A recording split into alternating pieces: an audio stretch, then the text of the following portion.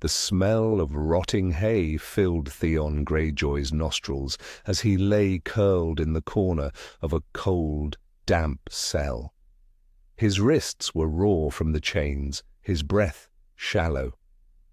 Days had blurred together since he was captured, not by Starks, not by Ironborn, but by something in between. He hadn't seen his captor's face, just a voice, friendly, too friendly. "You're lucky I found you when I did," the man had said, wiping sweat from Theon's brow days ago. "They would have flayed you alive." Didn't say who they were for a while. Theon believed him, thought maybe he had been saved. But something had shifted in the past few days. His rescuer still brought food, still whispered comforting words through the bars. But now he asked strange questions. "Do you like pain? Have you ever flayed someone? Do you still dream of the sea, little prince?"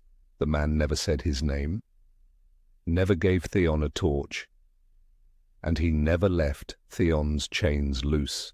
He just sat in the shadows, watching. Tonight, something felt different. There was silence. No footsteps, no humming, just the echo of dripping water and the distant howl of wind. Then a creak. The door opened, but no footsteps followed. Theon sat up slowly, heart pounding. Through the bars he spotted a glint, metal. A knife lay half hidden in a pile of hay near the gate. His breathing hitched. Was it a mistake? A trap? He inched forward, chains clinking. His fingers trembled as he reached through the bars, stretching, just barely brushing it, until the cold blade met his skin. Footsteps now, light ones, the familiar whistle, off-tune, cheerful. "Wrong. You're awake?" the voice said. Theon gripped the knife behind his back and nodded. "I can't sleep. The cold." The man stepped into view at last. He wasn't a servant, not a soldier. He was young, maybe Theon's age, but his eyes were too calm, too empty. His smile didn't reach them.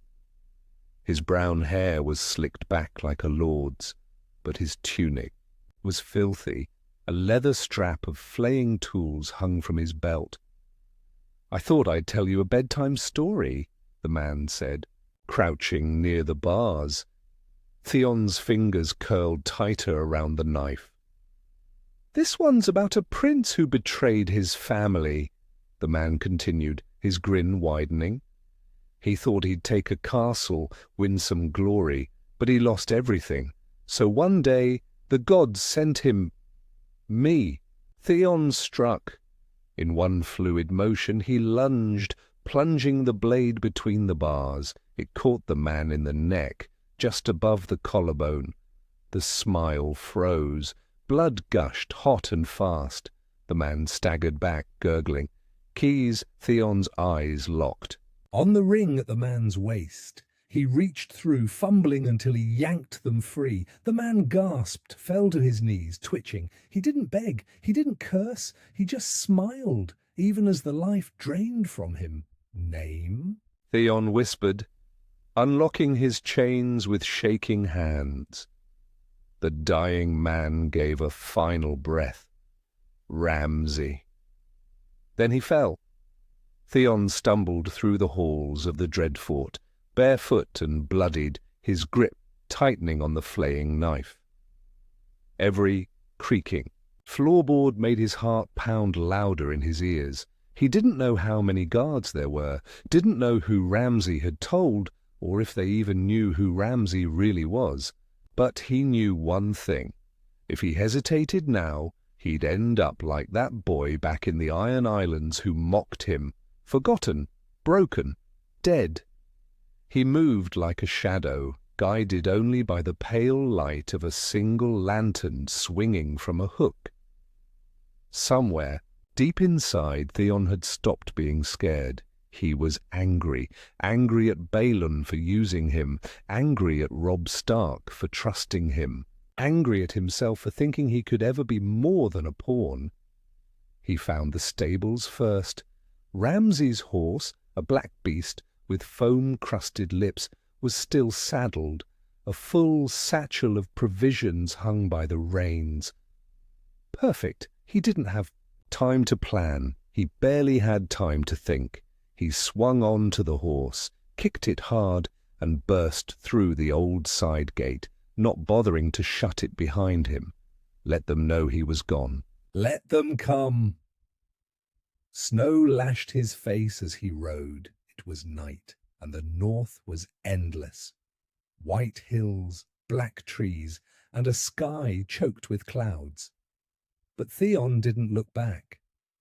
By morning, the blood had dried on his clothes, cracking at the seams. He tied Ramsay's knife to his belt and stuffed the keys into his boot. His muscles ached from riding through the storm. He hadn't eaten, hadn't slept, but he was alive, and Ramsay Bolton was dead, dead. The thought pulsed in his head like a drum. He said it aloud, whispering it to the cold air like a prayer. Ramsay's dead. Somewhere miles away, in the great hall of Harrenhal, Rose Bolton received a raven. His eyes skimmed the scroll with the calm of a man reading a weather report. Then his hand curled into a fist. His bastard, his heir, was gone. "Who?" Rose asked the messenger. The man hesitated. Greyjoy, the boy. Teats.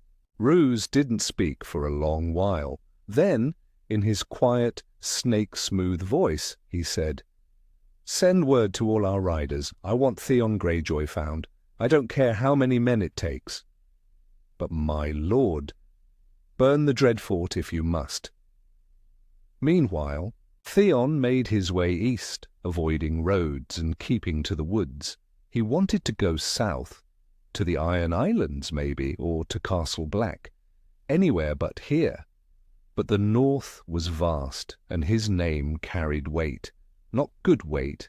Every village, every tavern, every hunter's camp, if they recognized him, he'd be dead, so he hid. He lived off dried meat and creek water, slept under dead trees. Once he traded Ramsay's knife for a crust of bread and a pair of boots. It wasn't long before stories started to spread. A bastard had been murdered, a noble's son, slain in his own hall. The Boltons were calling it treason, murder, war. The north was turning colder by the day, and not just in weather. 2 weeks later, Theon found himself standing outside a run-down inn near the Wolfswood. His stomach gnawed with hunger. He kept his hood low, face streaked with dirt, hoping to pass as a common sellsword. Inside, a fire crackled, meat roasted on a spit. Laughter rose from a few drunk men at a corner table. Theon slipped in and sat in the farthest booth. A barmaid approached. "You look like hell." "Just hungry," he muttered. She frowned, then leaned in closer. "You're not him, are you?"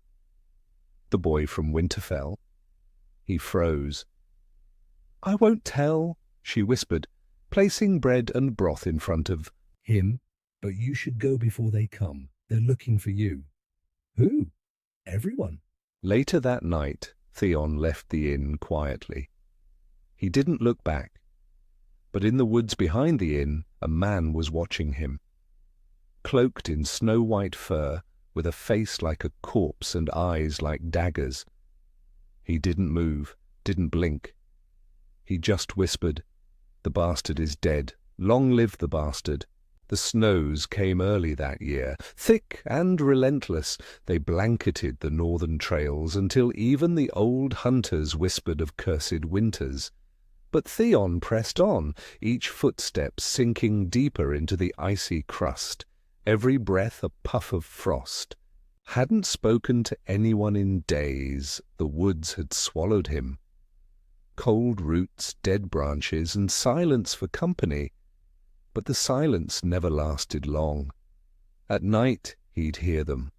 Riders, always far enough to stay hidden, but close enough to be heard. Sometimes he'd catch a glimpse of red cloaks between the trees or the glint of polished steel.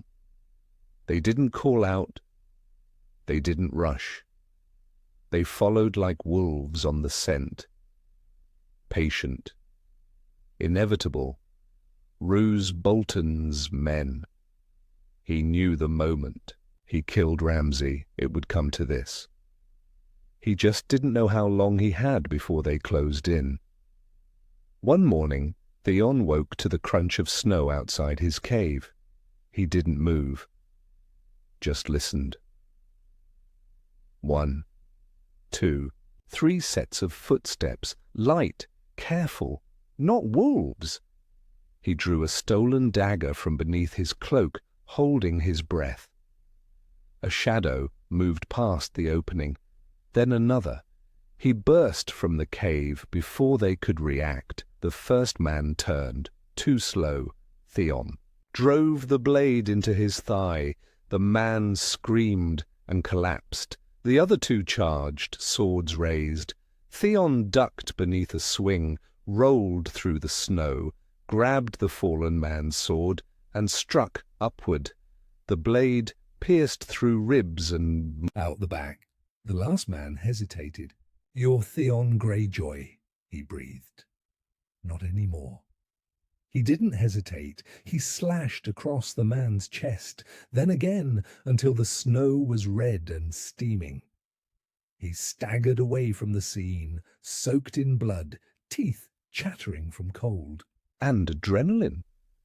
But as he walked, something began to twist in him. Not guilt, not fear. Power. For the first time since Winterfell, he felt in control. Rose Bolton stood over a table of parchment maps and flayed skin nailed to wood. He tapped a bloodied finger over a dot on the map. "He was seen here," said a scout. "Near the Wolf's Wood. He killed 3 of our men." Rose's mouth barely moved. "He's learning." He turned to his steward. "Send word to every holdfast. I'll offer 10 gold stags for Theon's head. Double if they bring him alive." "What about the flayed man banners?" "Fly them high," Rose said coldly. "Let him know we're coming." Sansa Stark sat on a balcony overlooking snow-dusted peaks, her thoughts distant. Word of Ramsay's death hadn't reached her yet. She still imagined her escape from King's Landing led through marriage and power, a path carefully drawn by Littlefinger. But fate was shifting. The Boltons no longer had their savage dog, and without Ramsay, the North's future was suddenly uncertain. And in the north, Theon found a ruined watchtower just west of Deepwood Motte. Half buried in snow and silence, it became his shelter for a night. He lit no fire, ate the last of his stolen meat, kept the dagger under his arm. As the moon rose, so did the wind, and with it, voices.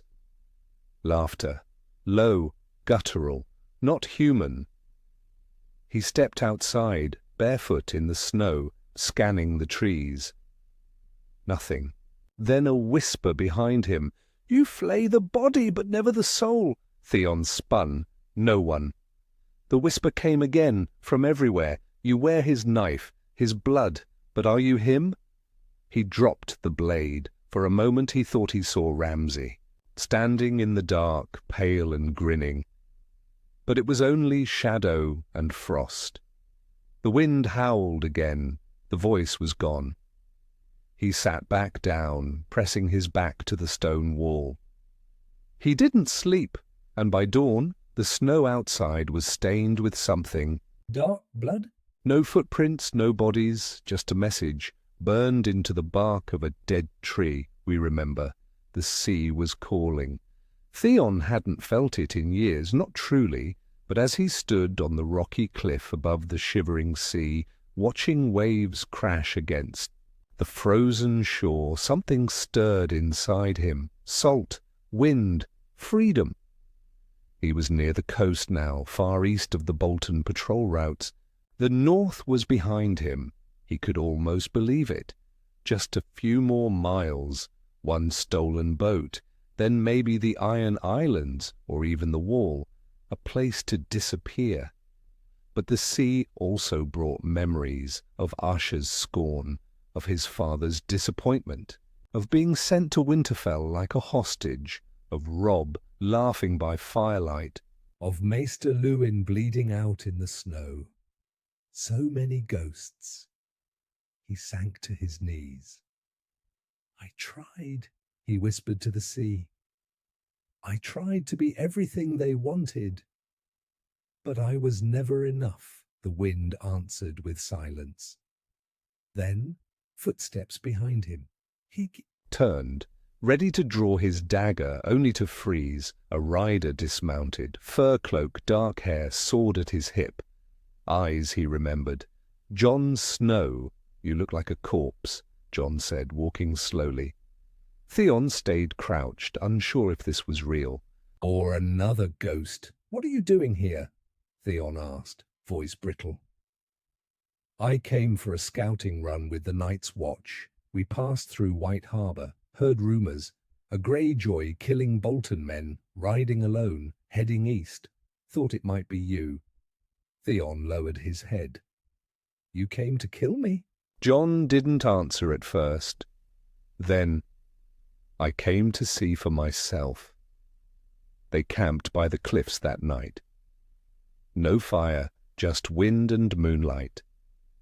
"I killed him," Theon finally said. "The bastard, Ramsay. I slit his throat in a dark cell." Jon nodded, jaw tight. "I thought I was doing something good," Theon continued. "But the North doesn't see it that way. They want my head." Jon stared out at the sea. "You betrayed my family. You took Winterfell." "I know." "You burned children." "No," Theon said, almost begging. "I didn't. Not really. It was a lie. I couldn't kill them. I let the miller's boys die instead, but that doesn't matter, does it?" Jon didn't reply.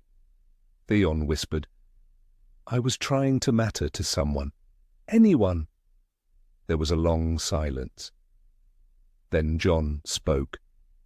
"Ramsay did things, unspeakable things. What you did, killing him. That may be the only thing that lets the North forget the rest." Theon looked at him, unsure if it was forgiveness. It wasn't, but it was something. "I'm not a Stark," he said quietly. "You're not," Jon agreed. "You're a Greyjoy, but you're not just that either." Theon looked down. "So what now?" Jon glanced up at the stars. "You have two choices. Keep running, or face what's left of your honor." Theon gave a bitter smile. "What honor?" "The kind that made you spare those boys. The kind that made you kill Ramsay." At dawn, Jon mounted his horse. He left Theon with nothing but a full water skin, half a loaf of bread, and a single piece of advice. Go north, to the Wall. The Night's Watch doesn't care about lords or traitors. They only care if you can fight. Then he was gone. Theon stood on the cliff's edge, staring at the sea one last time. Then he turned inland, not to flee, but to face the long road to redemption. Winterfell burned in the distance, not with fire, but with war. The banners of the House Baratheon flew black against the pale sky. At the front of the line, Stannis Baratheon sat atop a black charger, his face carved from stone, cold, sharp, relentless. Beside him rode Ser Davos, and behind them a shivering army of southern soldiers and northern turncloaks. The march north had cost them dearly, blizzards, disease, deserters, but Stannis had not bent. He had come for the north, and now, with word that the bastard of Bolton was dead, Winterfell was vulnerable. Rose Bolton ruled in fear, but he was just one man, and Stannis had brought justice. Inside Winterfell's great hall, Rose Bolton stood at the high table, flanked by northern lords, many of them grim-faced, others silently doubting. Their greatest weapon, Ramsay, was gone. The dread fort burned, and whispers of Theon Greyjoy's escape had spread like poison. Still Rose did not show fear. "Stannis is a southern fool," he said quietly. "He thinks snow will stop us. He underestimates the north, but even as—" He spoke, his steward rushed in, eyes wide. "My lord, what is it? They've breached the outer wall, the Baratheons. They're here." The battle was swift and brutal. Stannis's forces, though thinned by winter, struck with savage precision. Catapults hurled fire into the walls. Flaming arrows rained from the sky. Davos led the charge at the gates, and Stannis personally led the push through the inner courtyard. Inside, Rose fought like a man cornered, precise, deadly. But without Ramsay's madness there was no chaos to unleash. No dogs, no flayed prisoners hung from the walls. Only fear, and fear doesn't win battles. In the final hour, Rose Bolton stood alone in the Godswood, surrounded by Baratheon knights. He looked up at the snow-dusted face of the old weirwood tree. He said nothing, not even when Stannis approached. "You were promised the north by the Lannisters," Stannis said. "But the north remembers." Rose raised his chin. "I did what was necessary." Stannis nodded. "So will I." And with a swing of his sword, House Bolton fell.